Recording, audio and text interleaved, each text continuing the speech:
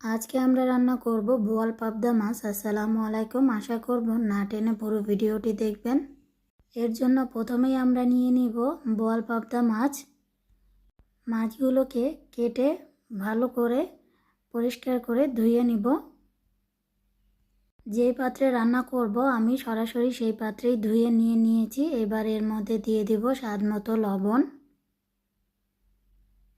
Half চা চামচের মতো হলুদের গুঁড়ো, 1 চা চামচের মতো মরিচের গুঁড়ো, হাফ চা চামচ রসুন বাটা, 1 চা চামচ পেঁয়াজ বাটা, 1 চা চামচ জিরা বাটা, ধনিয়ার গুঁড়ো 1 চা চামচ, রান্নার তেল 1 টেবিল চামচ দিয়ে এবার হাত দিয়ে ভালো করে মাছগুলোকে মাখিয়ে নিব।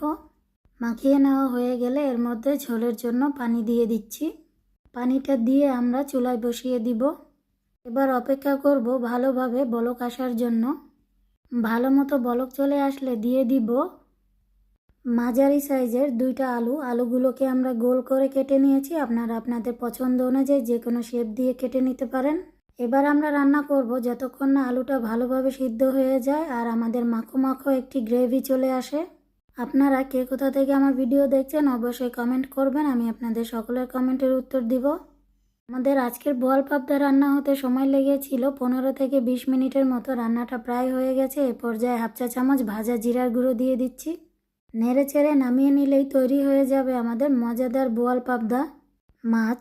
যারা এই মাছটা খেতে পছন্দ করেন তারা চাইলে এভাবে একবার ট্রাই করে দেখতে পারেন। খেতে কিন্তু অসম্ভব মজা হয় গরম ভাতের সাথে। আমাদের আজকের ভিডিও ভালো লেগে থাকলে আমার চ্যানেলটিকে ফলো দিয়ে পাশে থাকবেন। আরও এরকম নতুন নতুন ভিডিও পেতে অবশ্যই কমেন্টের মাধ্যমে জানাবেন। ভিডিওটি দেখার জন্য সবাইকে ধন্যবাদ। সবাই ভালো থাকবেন, সুস্থ থাকবেন। আল্লাহ হাফেজ।